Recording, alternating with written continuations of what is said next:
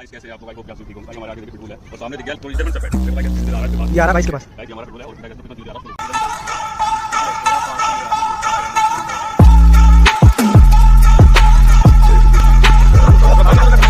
देखो यार, ये जर्मन शेफर्ड भाई भागने लग गया यार। वीडियो को बिल्कुल स्किप कर देना भाई, एंड तक बने रहना।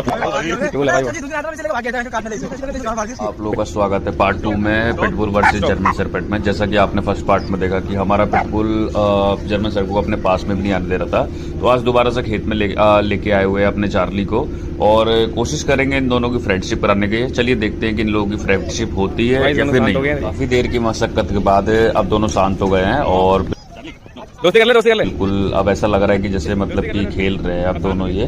ठीक है, तो गाइस अगर वीडियो अच्छी लगे तो वीडियो को लाइक करो और चैनल को सब्सक्राइब जरूर करना, क्योंकि वीडियो देखते काफी लोग हैं लेकिन सब्सक्राइब कोई भी नहीं करता। तो चैनल को सब्सक्राइब करो, ऐसी इंटरेस्टिंग वीडियो लेके आऊंगा आप लोगों के लिए।